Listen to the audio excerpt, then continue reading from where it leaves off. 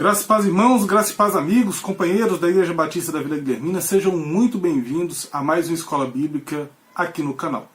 Semana passada nós tivemos o privilégio de terminar Judas. Foram 25 versículos, fizemos em 6 aulas, uma carta trabalhada de uma forma um pouco mais detalhada, um pouco mais rebuscada, tratamos várias e várias questões, linkamos aquela carta com o todo da Escritura. Semana passada, no WhatsApp da igreja e na página do Facebook, foi lançado uma enquete, uma votação, para que escolhêssemos a próxima parte da Escritura, o próximo texto bíblico a ser estudado. E entre Tiago, 1 Pedro, Filipenses e Gálatas, venceu a Epístola de Gálatas. Então iremos estudar essa carta a partir de hoje. São 6 capítulos, eu tenho projetado 12 aulas, de tal forma que façamos cada capítulo em 2 aulas. O meu planejamento para hoje é fazermos questões introdutórias, saudação e a questão do problema que existe na região da Galácia, que tinha ali, que o apóstolo Paulo tenta abordar, tá bem? Antes de começarmos o nosso estudo, antes de começarmos a ver as questões introdutórias, vamos orar, vamos falar com Deus, pedir para que Ele possa nos abençoar nesse estudo da Carta aos Gálatas. Pai bendito, graças te damos, Senhor. Em primeiro lugar, Pai, te pedindo perdão pelas nossas falhas, os nossos pecados, os nossos constantes tropeços diante de Ti, ó Pai. Tem misericórdia das nossas vidas, toma em Tuas poderosas mãos os nossos corações, as nossas vidas, e nesse momento, Pai, toma as nossas mentes. Nos ilumina através da ação do Teu Espírito, para que possamos entender as verdades e as grandiosas riquezas da Tua Santa Palavra. Trabalha no meu coração, trabalha no coração dos meus irmãos que nos ouvem nessa manhã, que o Senhor nos dê uma jornada agradável através da carta aos Gálatas, que possamos aprender com eles para que em nossas igrejas não venhamos a sofrer com esses problemas. Essa é a minha oração, no nome santo de Jesus. Amém, amém e graças a Deus. Então, irmãos, Gálatas são 6 capítulos e vamos de uma forma um pouco ousada tentar fazer em 12 aulas. Não é maratonar a Carta de Gálatas, não é correr a Carta de Gálatas, mas trabalhar de uma forma um pouco mais fluida, porque na verdade isso aqui não é um curso de especialização em Gálatas, é uma escola bíblica dominical. O objetivo é que as pessoas entendam o contexto geral, a ideia geral da carta. Vamos para as nossas questões introdutórias, depois iremos fazer a saudação da carta e o grande problema. A autoria. Irmãos, a autoria da carta nunca foi discutida, tá? A autoria paulina. Já a partir do século XVIII começou sim a ter um questionamento ou outro se não haveria uma pseudo-autoria, né, da carta. O que é isso? Alguém escreveu e assinou como se fosse Paulo. Só que isso aí acabou não vingando, existiu, mas as evidências internas a gente vai ver, e as evidências externas da carta são muito fortes, apontando sim para a autoria do apóstolo Paulo. Tá bom? Qual a primeira evidência interna que a gente tem? Capítulo 1, versículo 1. Paulo, apóstolo, não da parte de homens, nem por intermédio de homem algum, mas por Jesus Cristo e Deus Pai, que o ressuscitou dentre os mortos.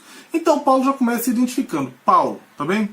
Outra evidência interna que a gente vai encontrar na carta está no capítulo 5, versículo de número 2, que diz assim: Eu, Paulo, vos digo que, se vos deixar de circuncidar, Cristo de nada vos aproveitará. E aqui ele trabalha, esse versículo 2 do capítulo 5 está dentro do grande problema da carta, está dentro de um dos propósitos, e na verdade do principal propósito da carta. Além dessas duas citações diretas de si mesmo, a gente tem algumas coisas na carta, como por exemplo, capítulo 4, versículo de número 13, onde o apóstolo escreve assim: E vós sabeis que vos preguei o evangelho a primeira vez por causa de uma enfermidade física.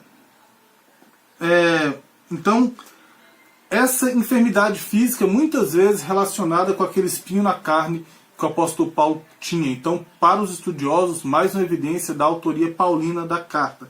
E também capítulo 4, versículos 19 e 20, quando ele trata aquelas igrejas como seus filhos, dando-se a entender que é um plantador de igrejas que está escrevendo esta carta. Então a gente tem essa questão da autoria paulina interna na carta, capítulo 1, versículo 1, capítulo 5, versículo 2, capítulo 4, versículo 13 e capítulo 4, versículos 19 e 20.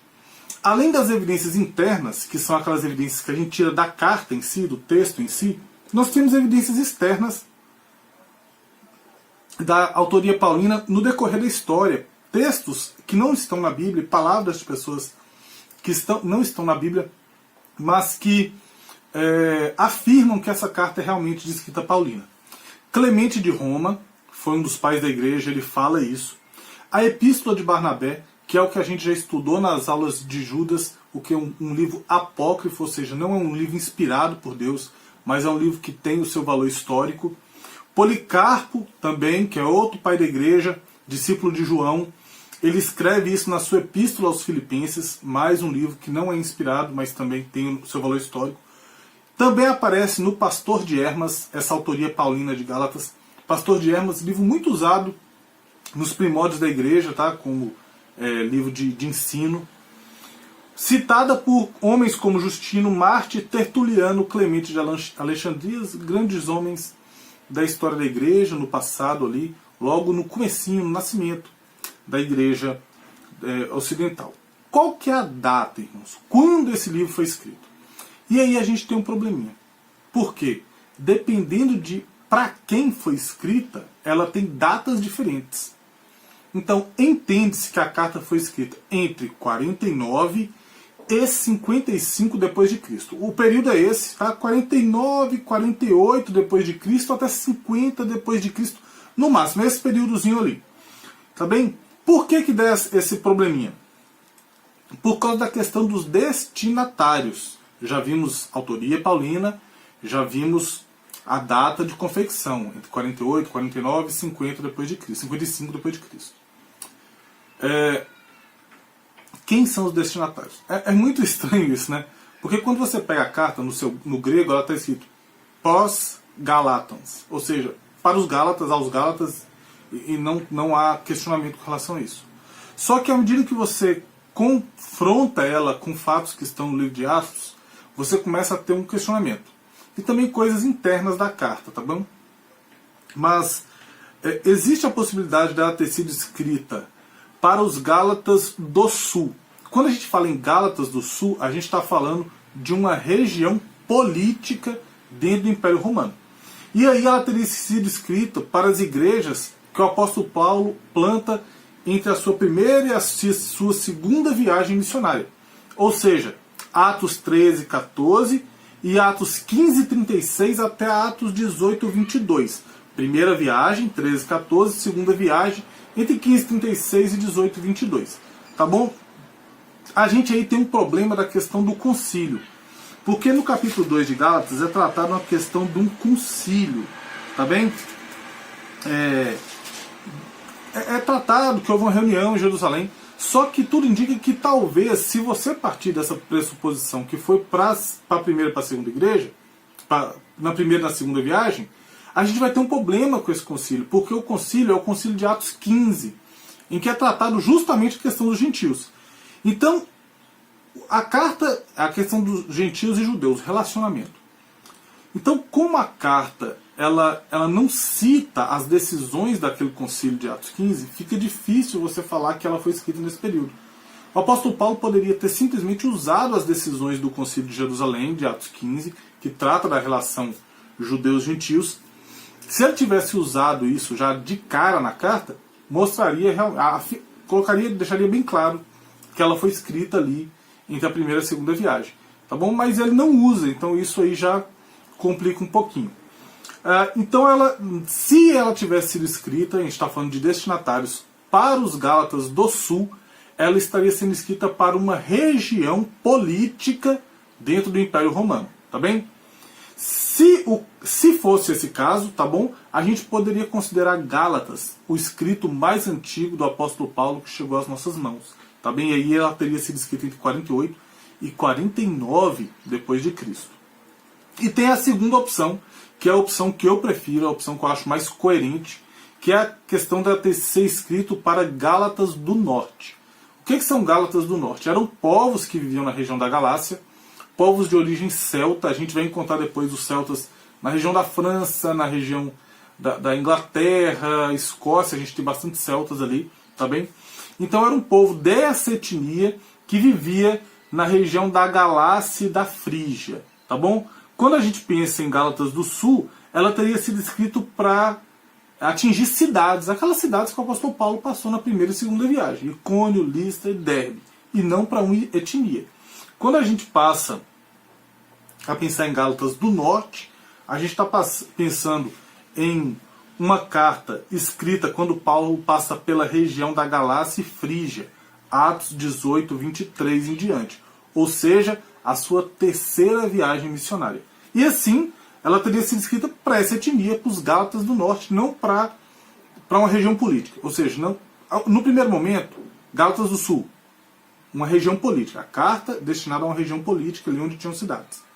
Num segundo momento, Gálatas do Norte, um povo que está ali. Está espalhado numa região toda, um povo étnico, tá bem? Como se fossem judeus, como se fossem ciganos. É uma etnia. E aí ela é escrita ali. Tá bom? Para esse povo celta do norte, esses Gálatas do Norte, eu acredito muito mais nessa versão. E aí muda a data da carta. Se for o caso dela ter sido escrita para os Gálatas do Norte, a gente tem que situar a carta entre 54 e 55 depois de Cristo. Essa parte de destinatário e autoria, de todas as cartas paulinas que eu tive o privilégio de estudar, Gálatas é mais difícil, porque dependendo de para quem foi, muda a data. Para o sul, 48 e 49, para o norte, 54 e 55 depois de Cristo. Por isso que os autores, para não dar celeuma, né, para não dar problema, para não dar briga, situam a carta entre 48 e 55 depois de Cristo. Tá bem, irmãos? Mas isso aí é simplesmente informação.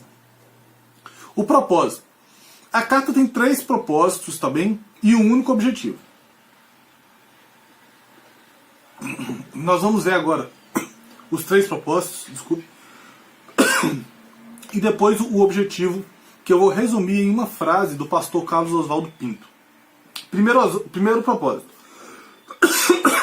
A defesa do ministério apostólico do apóstolo Paulo. Para que a gente possa entender os propósitos, a gente tem que entender o que está acontecendo. A Galácia, ela estava sofrendo, né, aquela região da Galácia, vamos trabalhar com a ideia de Gálatas do Norte, tá, irmão? Então, a região onde aquele povo vivia, aquelas igrejas estavam sofrendo com o quê? Com o ataque de judaizantes. Eram pessoas que ensinavam que você tinha que guardar certos aspectos da lei judaica para que então você alcançasse a salvação. Você poderia até aceitar Jesus como seu Senhor e como seu Salvador, mas se você não guardasse uns aspectos do judaísmo, por exemplo, datas e principalmente, a gente vê no escopo da carta, a questão da circuncisão, você não herdaria o céu. Basicamente, você não era salvo por Jesus, você era salvo pela circuncisão. Porque se você tivesse Jesus, mas não tivesse a circuncisão, você não era salvo. Né? Então é basicamente isso. Você tinha que ter os dois, Jesus não era suficiente para a salvação das pessoas. É importante entendermos isso por causa dos propósitos. O primeiro propósito, ele está do capítulo 1, versículo 1, até o capítulo 2, versículo 10. Ele aparece ali, que é quando o apóstolo Paulo defende a sua autoridade apostólica. O que os judaizantes faziam? Eles desmereciam o mensageiro para destruir o poder da mensagem. É aquele negócio. Ah, quem está falando isso? É fulano? Ah, então, ó, fulano é assim, fulano é assado. Aí você deixa de acreditar no que está sendo dito por causa do perfil da pessoa. A gente está vendo isso aqui no Brasil. Tem um camarada que a gente sabe que tem um histórico horrível, que é o Roberto Jefferson. A gente sabe que ele tem um histórico terrível. Mas hoje em dia ele tem falado umas verdades. Mas a gente desacredita do que ele diz por causa que ele é o Roberto Jefferson. Era isso que os judaizantes faziam com Paulo. Eles diminuíam, menosprezavam o apostolado do apóstolo Paulo para fazer com que a mensagem pregada por Paulo perdesse a eficácia. Tá bom? A apologia do ministério, como eu já disse, aparece capítulo 1, versículo 1 até capítulo 2, versículo de número 10. Tá bem? Segundo propósito, definir e defender a salvação pela fé somente. Definir e defender a salvação pela fé somente. Esse é o grande mote, tá? É o grande propósito do livro. Os outros propósitos, eles são derivados desse. O grande propósito é esse. O primeiro propósito é a defesa do apostolado de Paulo. A defesa do apostolado dele é importante para poder respaldar o que ele vai falar para frente. Porque a partir do momento que ele se defende como apóstolo, tudo que ele disser para frente tem autoridade apostolar. Tá bom? E o terceiro deriva desse. Então o primeiro dá suporte para o segundo e o terceiro deriva do segundo. O primeiro dá suporte para o segundo e o terceiro deriva do segundo. Uma refutação da necessidade de ritos judaicos para a salvação. Principalmente, como eu já disse, a questão da circuncisão. Essa refutação de que coisas tinham que ser colocadas para você receber a salvação vai do capítulo 2, versículo 11, até o capítulo 5, versículo de número 12, e ocupa, portanto, a maior parte da nossa carta aos Gálatas. Terceiro propósito, definir os limites da liberdade cristã. Primeiro propósito, defender o ministério apostolar do apóstolo Paulo. O segundo propósito, defender a salvação pela fé somente. E o terceiro, definir os limites da liberdade da fé cristã a fim de evitar algo chamado antinomianismo. Essas palavronas sempre aparecem na introdução, né, irmãos? Antinomianismo é o quê? É uma aversão, uma resistência, uma contrariedade, uma inimizade com a lei. É quando a pessoa quer viver sem lei. Isso é antinomianismo. Então, o primeiro propósito, o apóstolo Paulo fala do seu ministério apostolar. Isso dá suporte para ele defender a salvação pela fé somente. E da salvação pela fé somente vai derivar isso, vai sair, vai nascer a ideia dos limites da liberdade cristã. Uma vez que eu sou salvo pela fé somente, como eu vou viver essa fé somente? Até onde eu posso ir com isso? E eu, uma vez que tenho liberdade na fé cristã, eu não posso me tornar um inimigo da lei. Pelo contrário, eu tenho que entender que Cristo não veio para revogar a lei, mas ele cumpriu-a totalmente em si mesmo. É um alerta de até onde podemos ir, o que fazer, o que não fazer, ou seja, uma vez que você entende o que você pode fazer, você entende o que você não pode fazer. Tá? De forma a não parecermos inimigos da lei. E essa refutação também, essa definição dos limites da liberdade cristã, vai de 5:13 até 6:18, encerrando a nossa carta aos Gálatas. Tá bom? 3 propósitos.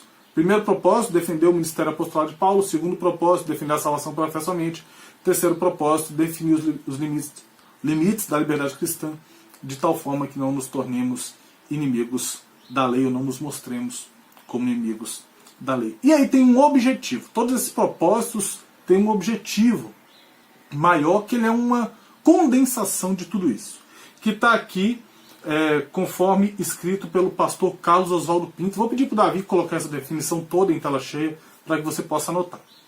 Levar os cristãos gálatas de volta ao desfrute total de sua liberdade, ao reivindicar a origem e a autoridade divina para o evangelho da graça, denunciando o cristianismo judaizado como um evangelho falso e encorajando santidade e amor induzidos pelo Espírito Santo. Também vou passar para o Davi essa definição e ele vai colocar em tela cheia aqui, para que vocês possam anotar.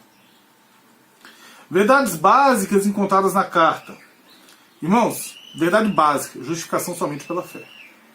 Você se torna justo pela fé em Cristo. A santificação diária é operada pela fé, por meio do Espírito.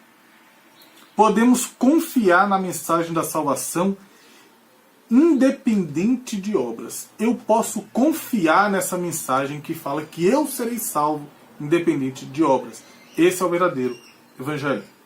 O evangelho da salvação pela fé é ensinado em toda a Sagrada Escritura. O apóstolo Paulo faz um link bem interessante lá com Abraão. Se você leu a carta, você percebeu isso. O legalismo nos afasta de Jesus e nos leva ao fracasso e a nos tornarmos juízes religiosos. Quando você é legalista, você se afasta de Jesus, você se apoia nas suas obras e então você se torna aquela pessoa que somente critica e ataca o próximo.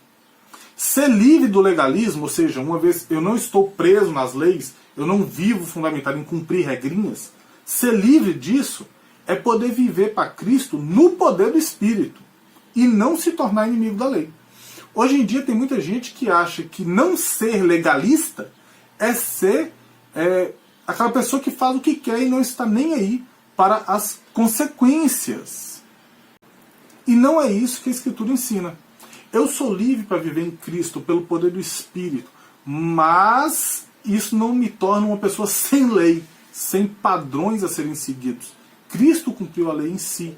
Ele cumpriu toda a lei, para que eu possa olhar para ele e imitá-lo. Como o apóstolo Paulo fala em outras passagens, sede imitadores de Cristo, como eu também o sou. Então, ser livre do legalismo é poder viver para Cristo, no poder do Espírito, e não se tornar o inimigo da lei. Né? A gente tem esses dois extremos, né? O legalismo, que é aquele cara que vive toda a lei, lei é lei, e o antinomianismo, que é aquele cara que não quer lei nenhuma e quer viver livre, leve e solto. A salvação eterna é exclusiva daqueles que creem no verdadeiro Evangelho e vivem em conformidade com ele. Essa é outra verdade básica de Gálatas. Então nós vimos até agora questões introdutórias, autoria, data, destinatários. Nós vamos trabalhar com a ideia sempre de etnia, tá? Que é a ideia majoritariamente aceita na igreja. A carta é escrita naquela região da Galácia, não para aquela parte política de baixo de Listra, Derbe, Icônio. Vimos também os propósitos, defender o ministério apostolar, salvação somente pela fé e os limites da liberdade cristã. E vimos uma série de verdades básicas aqui que eu só citei e não aprofundei em nenhuma delas. A gente vai trabalhando dentro do texto, à medida que for necessário, a gente vai conversando sobre isso. E agora a gente chega na nossa segunda parte de hoje. Questões introdutórias passaram, saudação e o problema. E agora nós vamos ler a Bíblia, tá bom? Gálatas capítulo 1, versículos de 1 a 9. A gente vai estar dividido em duas partes, tá bom? Saudação e o problema. Saudação vai do versículo 1 até o versículo de número 5 e o problema do versículo 6 até o versículo de número 9. Vamos ler a palavra de Deus? Vamos ler o que o texto tem a nos dizer? Paulo, apóstolo, não da parte de homens, nem por intermédio de homem algum, mas por Jesus Cristo e por Deus Pai, que o ressuscitou dentre os mortos, e todos os irmãos, meus companheiros, às igrejas da Galácia. Graça a vós outros e paz da parte de Deus, nosso Pai, e do nosso Senhor Jesus Cristo, o qual se entregou a si mesmo pelos nossos pecados para nos desarraigar deste mundo perverso. E mundo perverso aqui está dizendo esse estilo de vida, esse molde, essa era presente, tá bem, irmãos? Segundo a vontade de nosso Deus e Pai, a quem seja a glória pelos séculos dos séculos. Amém. Admira-me que estejais passando tão depressa daquele que vos chamou na graça de Cristo para outro evangelho, o qual não é outro, senão que há alguns que vos perturbam e querem perverter o evangelho de Cristo. Mas ainda que nós, ou mesmo um anjo vindo do céu, vos pregue evangelho que vá além do que vos tenho pregado, seja anátema. Assim, como já dissemos, e agora repito, se alguém vos prega evangelho que vá além daquele que recebeste, seja anátema. E aí agora a gente começa a trabalhar. Saudação. Saudação, versículo de 1 a 5. O apóstolo Paulo já inicia a carta defendendo o apostolado dele. É bem legal porque na saudação a gente tem um resumo de duas grandes ideias. Na verdade a gente tem o resumo dos 3 propósitos na saudação. Quando Paulo defende o apostolado dele, ele fala: Paulo, apóstolo, não da parte de homens, nem por intermédio de homem algum, mas por Jesus Cristo. Então ele fala: eu sou apóstolo não porque eu escolhi, nem porque fui escolhido para ser. Eu fui chamado, nem porque eu me auto-escolhi para ser. Eu sou porque Cristo me chamou para ser. Ele defende a autoridade dele fundamentado na ação chamativa de Cristo. Tá bem? A segunda coisa que a gente vê aqui é ele defende a salvação pela fé somente. A gente vai ver aqui na introdução, uma vez que ele dá o escopo geral do Evangelho. E a gente vê quando ele fala nos desarraigar deste mundo perverso, ele está falando lá da liberdade cristã. Como viver? Como não viver? Estando nesse mundo, mas não tendo raízes nesse mundo. Então ele trabalha os 3 propósitos na introdução da carta. Eu acho bem interessante isso. Tá bom? Onde é que a gente vê que Paulo foi chamado por Jesus para ser um apóstolo? Atos, capítulo 9, versículos de 1 a 6. Diz assim a palavra do Senhor. Saulo, respirando ainda ameaças e morte contra os discípulos do Senhor, dirigiu-se ao sumo sacerdote e lhe pediu cartas para as sinagogas de Damasco, a fim de que, caso achasse alguns que eram do caminho, ou seja, de Cristo, assim homens como mulheres, os levasse presos para Jerusalém. Seguindo ele estrada fora, ao aproximar-se de Damasco, subitamente uma luz do céu brilhou a seu redor. E caindo por terra, ouviu uma voz que lhe dizia: Saulo, Saulo, por que me persegues? Irmãos, Paulo ele tinha dois nomes, tá? Ele tinha o nome de Paulo e o nome de Saulo. Paulo não foi mudado, tá bom? A gente aprende muitas vezes, né, que Paulo teve o seu nome mudado e isso não é verdade. Outra coisa que a gente percebe aqui é que Paulo ele não caiu do cavalo, ele estava andando, o texto em nenhum momento cita cavalo. Isso é bom também para desconstruir algumas coisas. E caindo por terra, ouviu uma voz que lhe dizia: Saulo, Saulo, por que me persegues? Ele respondeu: Quem és tu, Senhor? E a resposta foi: Eu sou Jesus, a quem tu persegues. Mas levanta-te, entra na cidade, onde te dirão o que deve fazer. E depois, quando a gente continua caminhando pelo texto, quando a gente chega no versículo 15 de Atos 9, diz assim, o Senhor falando com Ananias, né? Mas o Senhor lhe disse: Vai, porque este é para mim um instrumento escolhido para levar o meu nome perante os gentios e reis, bem como perante os filhos de Israel. Então o texto mostra que Paulo foi chamado pelo próprio Cristo para o ministério apostolar. E a gente continua caminhando aqui e a gente chega a versículos 3 e 4. Versículo 2 fala de todos os irmãos, meus companheiros, provavelmente falando daquelas pessoas que a gente sabe, companheiros de viagem do apóstolo Paulo. Quando chega no versículo 3, ele fala assim: graça a vós outros e paz. Essa graça e paz é uma saudação muito comum nos escritos de Paulo. E graça refere a não apenas um favor imerecido. A gente pensa muito isso, né? Graça, um favor imerecido. Mas graça é tudo aquilo que a gente recebe, obviamente sem merecer, em Cristo Jesus. A gente tem uma ideia bem legal de graça em Efésios, logo depois de Gálatas, capítulo 1, versículo 3, que diz assim: Bendito Deus e Pai do nosso Senhor Jesus Cristo, que nos tem abençoado com toda sorte de bênção espiritual nas regiões celestiais em Cristo. Então, às vezes, graça não é só aquilo que a gente ganha sem merecer, é também, mas é muito mais, é receber muito e muito da parte de Deus na região celestial, é ter coisas com Deus no céu, em Cristo. É muito mais profundo do que apenas falar assim: Jesus me salvou.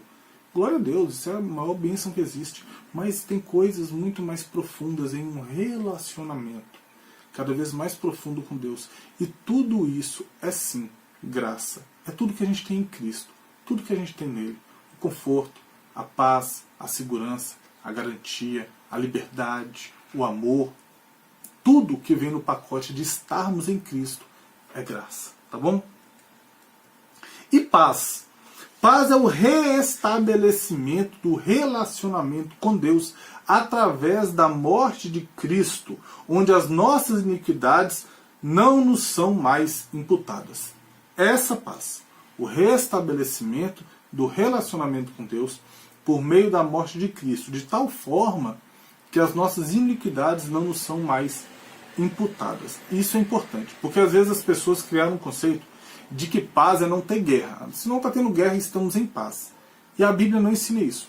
A paz é estarmos ligados em Deus por meio de Cristo. Alguns textos para que a gente possa entender essa paz.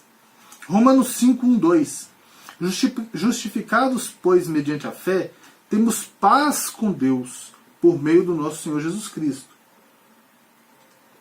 Ou seja, uma vez que eu sou tornado justo, por meio da fé em Cristo, eu tenho paz com Deus, eu sou reconciliado com Deus. Por intermédio de quem obtivemos igualmente o acesso. Por meio de Cristo nós temos acesso, pela fé, a esta graça, que é estarmos com Deus, na qual estamos firmes e gloriamo-nos na esperança da glória de Deus. Ou seja, Jesus ele quebra aquilo que está lá em Isaías 59:2, pois os vossos pecados causam separação entre vós e Deus, para que ele não vos ouça.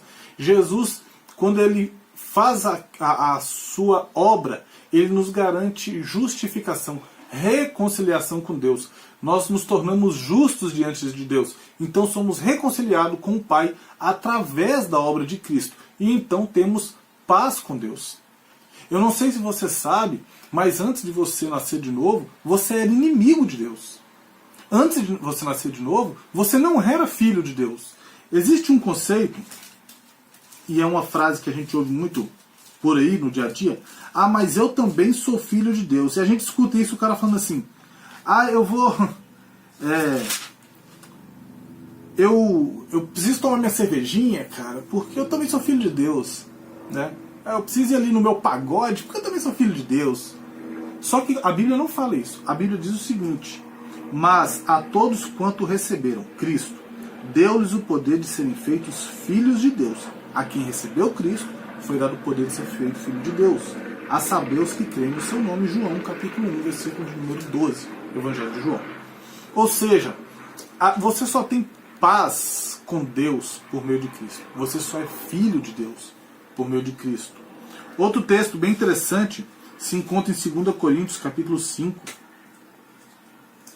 2 Coríntios 5, versículo 21, que diz assim: aquele que não conheceu o pecado, ele o fez pecado por nós, para que nele fôssemos feitos justiça de Deus. Cristo foi feito pecado de nós para que nós fôssemos justificados e tivéssemos essa paz com Deus. Tá bom? Colossenses 2, 13, 14, Filipenses, Colossenses 2, 13 e 14 diz assim: e a vós outros, que estavam mortos pelas vossas transgressões e pela incircuncisão da vossa carne, vos deu vida juntamente com ele, perdoando todos os vossos delitos, tendo cancelado o escrito de dívida que era contra nós e que constava de ordenanças, o qual nos era prejudicial, removeu inteiramente, encravando na cruz. A questão judicial que nos traz a paz. Jesus pagou a dívida para que nós tínhamos com Deus, para que pudéssemos ter paz com Deus. Jesus morreu a morte que deveríamos morrer, lá em 2 Coríntios 5, 21, para que pudéssemos ter vida com Deus. E nós somos justificados mediante a fé, e assim temos paz com Deus. Romanos 5, 1 e 2. Tá bem? Então essa é a paz. A graça, tudo o que temos em Cristo sem merecermos. E a paz, essa reconciliação com Deus. Versículo 3 e 4, o restante desses versos, diz assim: graça e paz a vós outros, ok, da parte de Deus nosso Pai e do nosso Senhor Jesus Cristo, o qual se entregou a si mesmo pelos nossos pecados, para nos desarraigar deste mundo perverso, segundo a vontade do nosso Deus e Pai. O restante dos versos traz o escopo geral do Evangelho. Cristo morrendo, se entregou a si mesmo pelos nossos pecados, tá bom? Segundo o plano eterno de Deus, tá? Segundo a vontade do nosso Deus e Pai, para a nossa salvação, para nos desarraigar desse mundo perverso. Então a gente tem Cristo morrendo, ele se entregando a si mesmo, segundo a vontade do Pai, conforme o plano eterno de Deus, para nos desarraigar desse mundo, ou seja, para a nossa salvação. E há alguns textos também para ilustrar. 1 Coríntios 15, de 1 a 4, a gente tem, irmãos, aquele resumo do Evangelho. Tá bom? Eu acho legal isso aqui, é uma suma do Evangelho. Tá bom? E fala bem com esse versículo 3 e 4 de Gálatas. Diz assim: irmãos, venho lembrar-vos o Evangelho que vos anunciei. É o mesmo apóstolo Paulo falando. Tá bom? Então ele vai falar o verdadeiro Evangelho aqui. O qual recebeste, no qual ainda perseverais. Por ele também sois salvos. Vocês são salvos por esse Evangelho, não por outro.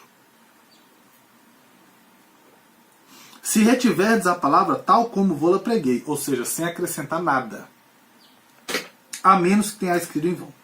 Versículo 3.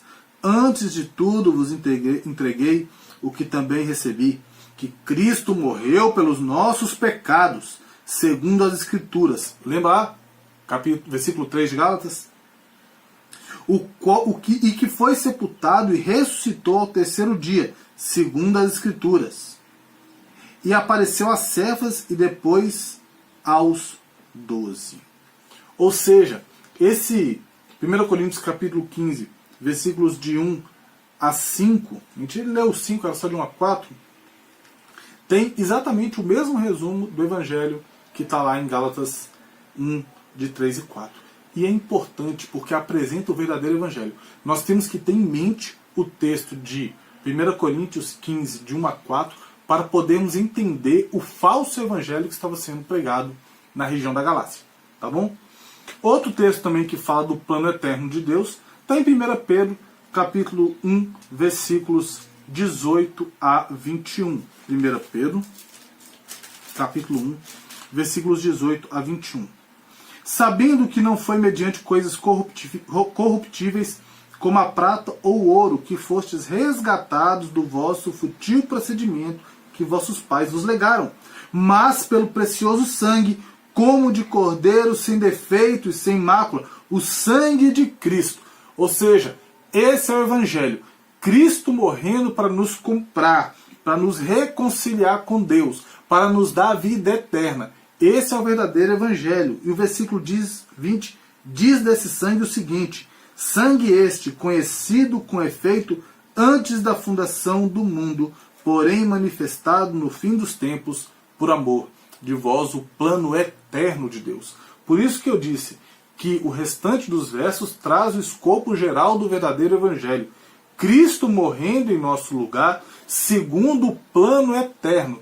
Jesus já tinha sido determinado, o plano já tinha sido traçado na eternidade, que Jesus morreria em meu lugar e em seu lugar.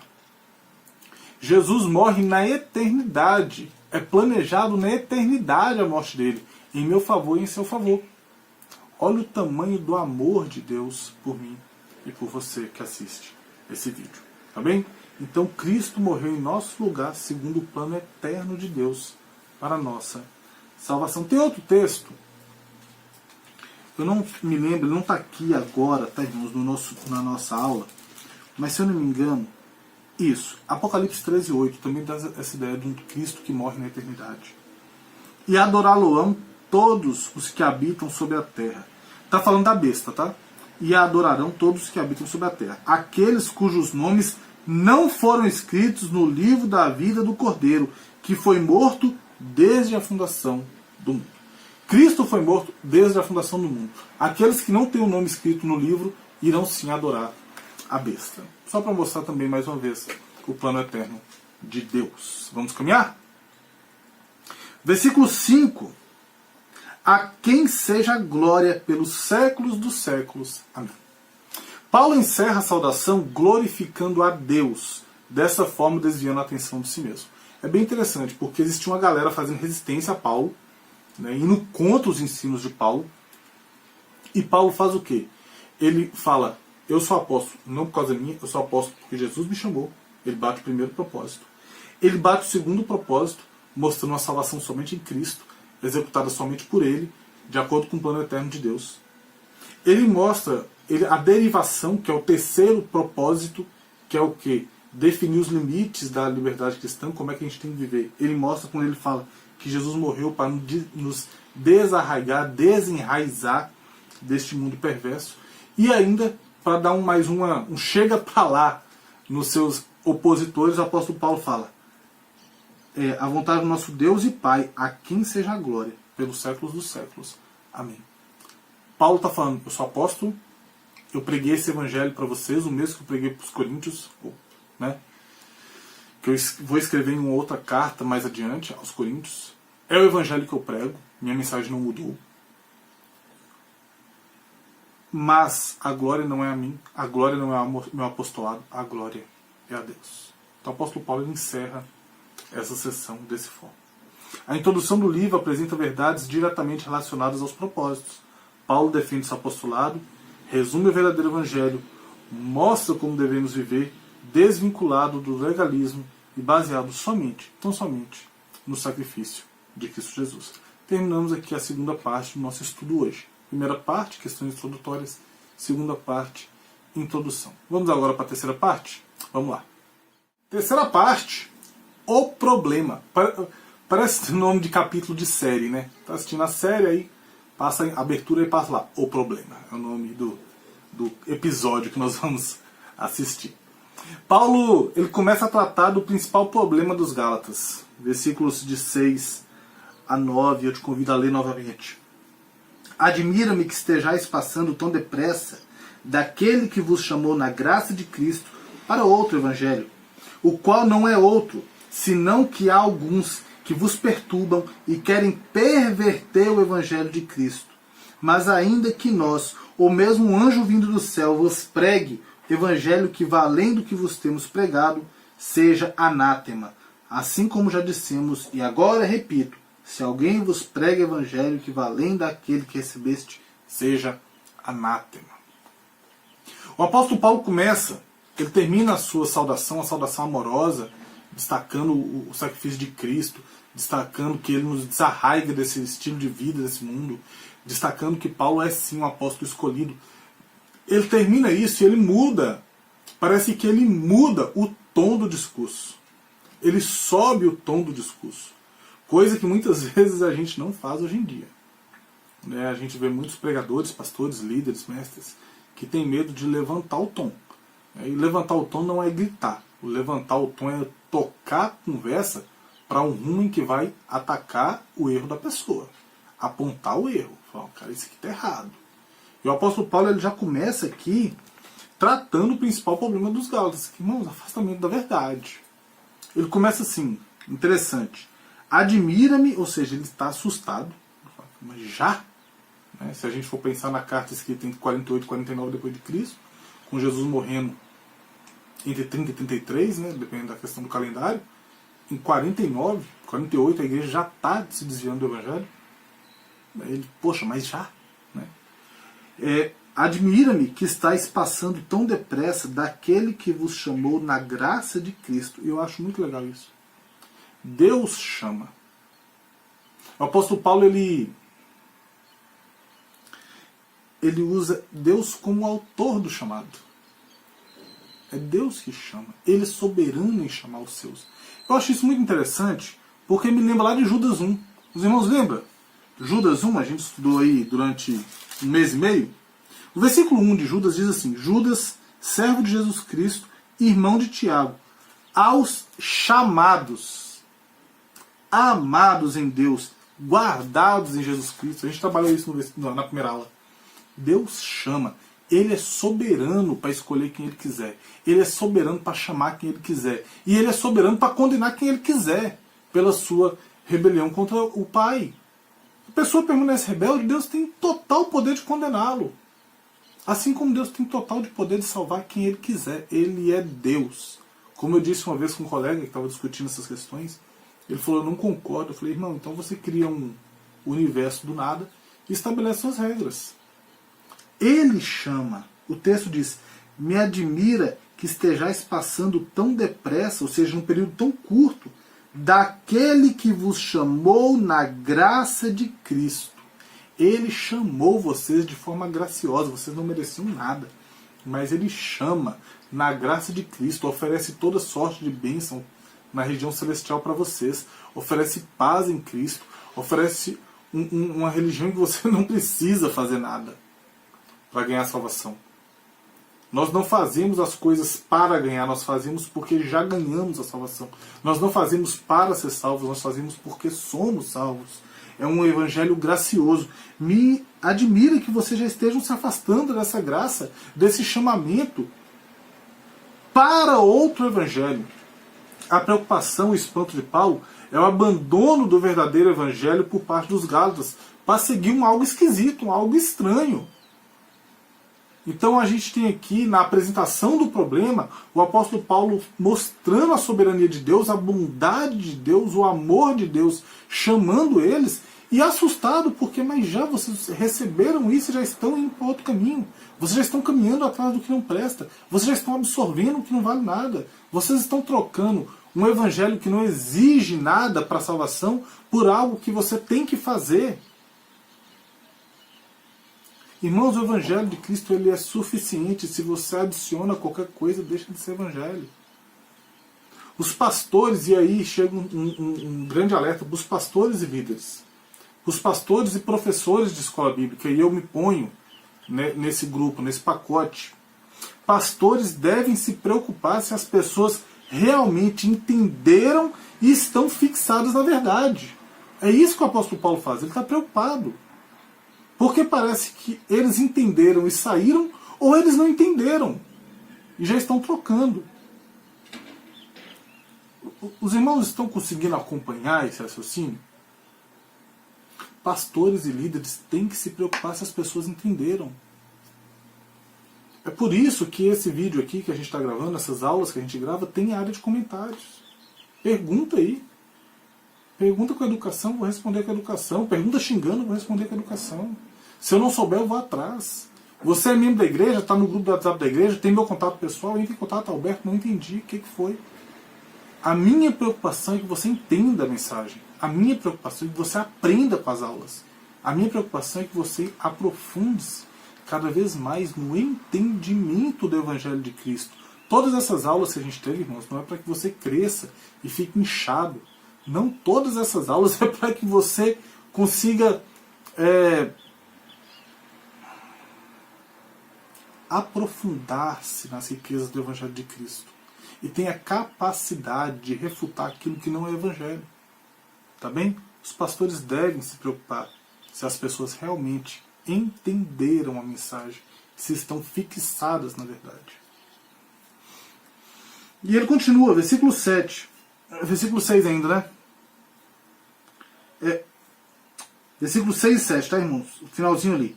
Para outro evangelho, o qual não é outro, senão que há alguns que vos perturbam e querem perverter o evangelho. A gente tem algumas coisas aqui. Esse outro evangelho, o apóstolo Paulo fala que não é outro.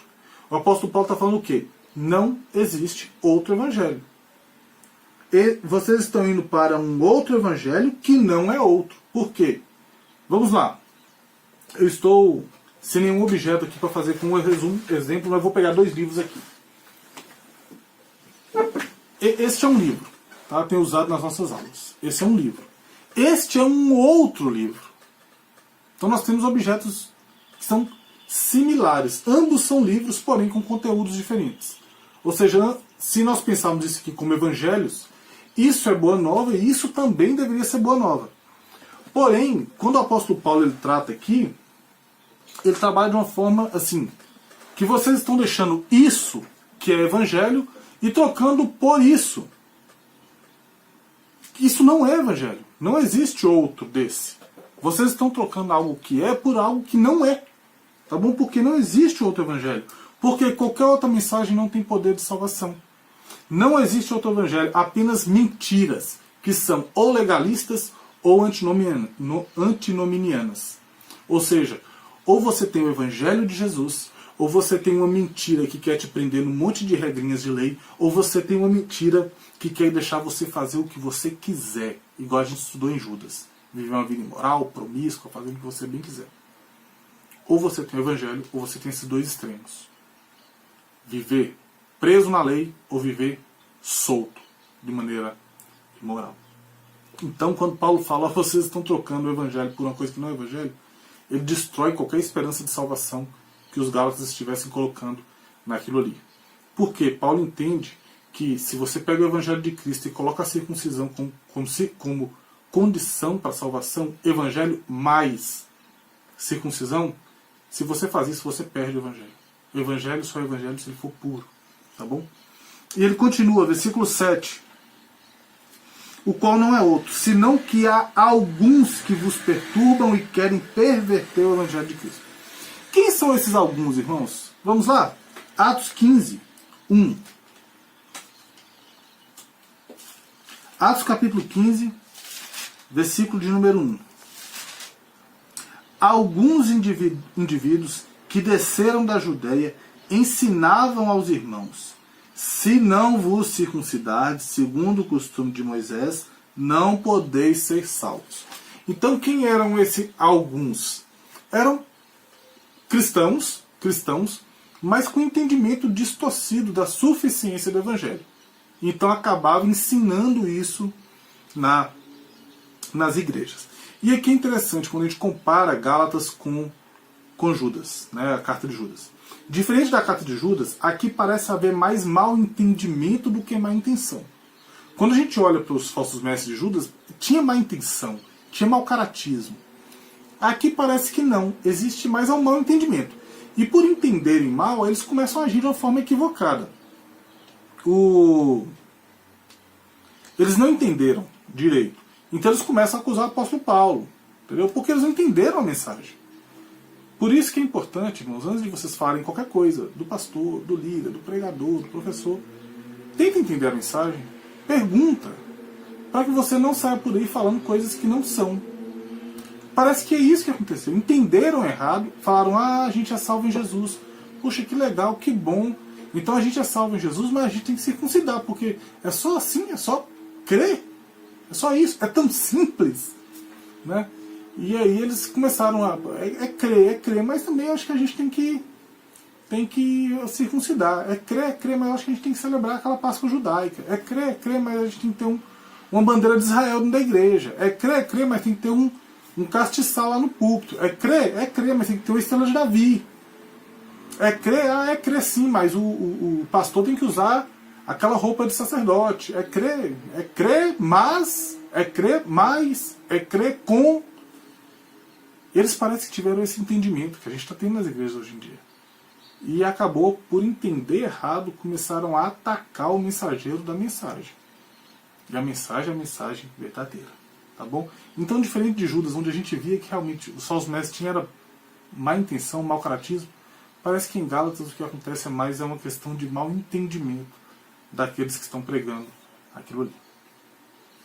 Versículos 8 e 9. Mas ainda que nós, ou mesmo um anjo vindo do céu, vos pregue evangelho que vá além do que vos temos pregado, seja anátema.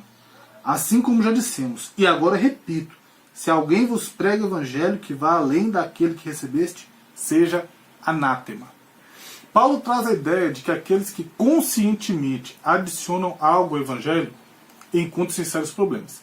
E aqui é o que eu estou falando. A questão da má intenção, né, e a questão do mau entendimento. Tá bom?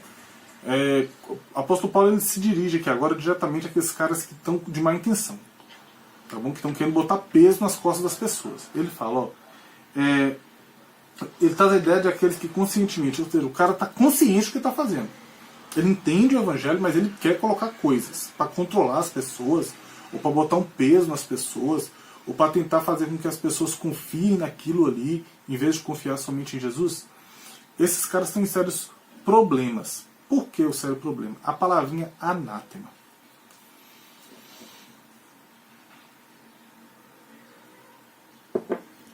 A palavra aparece no versículo 8 e ela aparece no versículo 9. Ela aparece duas vezes.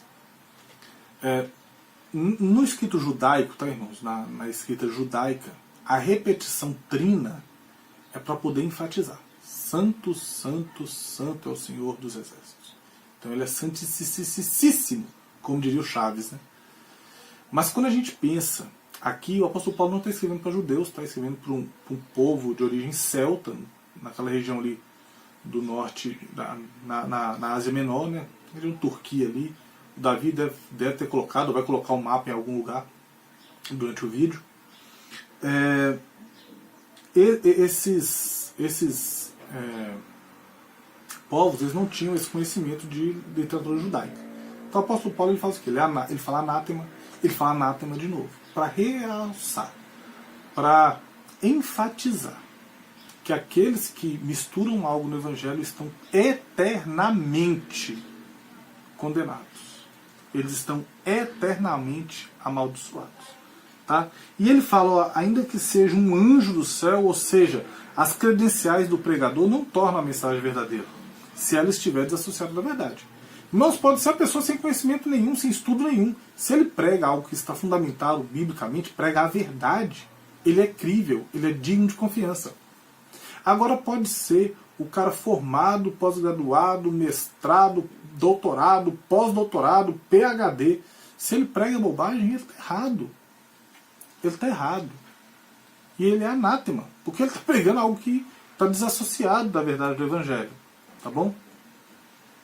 E aí a gente chega aqui, em algumas considerações finais.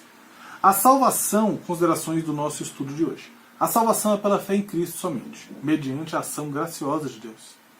Esta verdade pode parecer simples, mas as práticas que a gente vê hoje em dia não apontam isso. Quantas igrejas judaizantes a gente tem por aí? Cristãos messiânicos, por aí vai, tá bom? Se você adicionar qualquer coisa ao Evangelho, você não o terá mais, pois está afirmando imperfeição no sacrifício de Jesus. Vocês entenderam como é que é sério isso? Quando eu falo que eu tenho que aceitar Jesus, mas que eu tenho que ser dizimista, então você, para ser salvo, você tem que aceitar Jesus, mas você tem que dar o dízimo.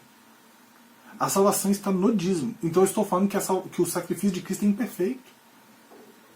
Eu estou falando que aquele plano eterno de Deus está errado. Que eu preciso fazer isso mais isso. Jesus não é suficiente. Isso é uma coisa extremamente séria. Extremamente séria. Tá bem? Assim como se eu falar que eu tenho que aceitar Jesus e me circuncidar, eu tenho que aceitar Jesus e celebrar a Páscoa, então a salvação está na Páscoa. A salvação está nessas coisas. A gente já ouviu, eu não gostaria de usar isso aqui, mas eu acho que é interessante.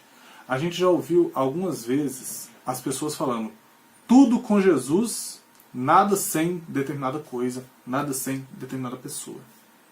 Então tudo não está em Cristo, tudo está na determinada pessoa, tudo está na determinada coisa. Tá bem? Duras e eternas punições virão sobre os pregadores do falso Evangelho, a nossa última verdade. Salvação é pela fé em Cristo somente, mediante a ação graciosa do Espírito. Essa verdade parece ser simples, mas não é o que nós temos visto hoje em dia. E essa é a guerra de Gálatas e a guerra de hoje também. Se você adicionar qualquer coisa ao Evangelho, você não vai ter mais o Evangelho, porque você está falando que o sacrifício de Jesus é imperfeito. E duras e eternas condenações virão sobre aqueles pregadores de um falso Evangelho. Tá bem? Esse foi o nosso estudo de hoje. Vimos questões introdutórias, vimos prefácio, saudação, em que o apóstolo Paulo defende o seu ministério apostolar, dá um resumo do verdadeiro Evangelho e dá também um resumo de como nós devemos viver, dá os limites da liberdade cristã de uma forma bem sucinta, glorificando ao Pai ao final. Ele traz também a questão da inconstância dos Gálatas, falando que tão cedo vocês já se afastaram da verdade e caminharam para um outro Evangelho, e ele fala que esse outro Evangelho não é um outro Evangelho, antes é uma enganação, há apenas um Evangelho, tudo mais que nos é oferecido não tem poder de salvação, como o Evangelho tem, como eu usei o exemplo dos livros. Ambos os livros têm poder de nos dar conhecimento, então ambos são livros, porém, somente um Evangelho tem o poder de salvar, qualquer outra coisa não tem esse poder, por isso não há um outro Evangelho. E ele encerra falando sobre a maldição daqueles que estão pregando esse falso Evangelho, colocando esse peso nas costas das pessoas, tá bem? Espero que você tenha entendido essa aula, espero que você tenha aprendido alguma coisa aqui hoje, principalmente a questão da suficiência do Evangelho de Jesus. É só Jesus, irmãos, nada mais. É tudo sobre Ele, é dele, por Ele, para Ele, é Ele, não precisa de mais nada. Toda a satisfação está em Cristo, toda a salvação está em Cristo Jesus. Tá bem? Te convido a fechar os seus olhos, vamos orar mais uma vez? Pai bendito, louvado seja o Teu nome. Muito obrigado, ó Pai, por essa oportunidade que temos de estudar a Tua Santa Palavra. Muito obrigado, ó Pai, por essa oportunidade que temos de ler esse texto. Muito obrigado, ó Pai, porque a carta aos Gálatas nos ensina que é Jesus, só Jesus, em Jesus, tudo em Jesus e somente nele, Pai. Temos graça, temos paz, temos salvação, temos diretrizes para uma vida que Te agrada. Nos ajuda, ó Pai, a podermos viver a suficiência e entender a suficiência do Evangelho de Cristo para a nossa salvação e a salvação das pessoas ao nosso redor. Ó Pai, nos livra de nos tornarmos legalistas, presos à lei, mas também nos livra de nos tornarmos antinominianos, pessoas que não querem ter padrão moral, pessoas que não querem ter regras. Nos livra dos dois extremos e nos coloca centrados no Evangelho da Tua graça. Muito obrigado, ó Pai, por essa oportunidade. Continua falando aos nossos corações. Essa é a minha oração no nome santo de Jesus. Amém, amém e graças a Deus. Deus te abençoe. É um prazer estar aqui mais uma vez. Eu sei que é muita coisa, a carta é muito complexa, mas nós vamos conseguir vencer. Vamos trabalhar ela de uma forma menos detalhada do que as cartas menores, para que possamos acabar algum dia o estudo da carta aos Gálatas. Eu tenho planejado 12 aulas, já fizemos a nossa primeira hoje. Espero que nós possamos sim vencer essa jornada. Deus te abençoe e Deus te guarde, te proteja, que Deus esteja contigo e que você possa caminhar pelo Evangelho e tão somente pelo Evangelho da graça de Cristo Jesus. Tchau, tchau, e ainda deixo aqui, antes do meu tchau, tchau, deixo aqui o convite. Assista o Boa Noite com Jesus, segunda, quarta e sexta, às 21 horas. Culto de oração está sendo na igreja às 19h30 da terça-feira. Você pode ir lá ou pode entrar em contato, e também tem sido transmitido. E também, domingo às 9h30, domingo às 19h30, temos cultos presenciais na igreja. 9h30, pessoal do grupo de risco. 19h30, aberto para os demais, porém com capacidade de lotação. Entre em contato com a gente, coloca aqui no comentário, na página do Facebook, no WhatsApp da igreja, dê o seu nome para que você possa estar conosco. Deus te abençoe e agora sim, tchau, tchau, até a próxima.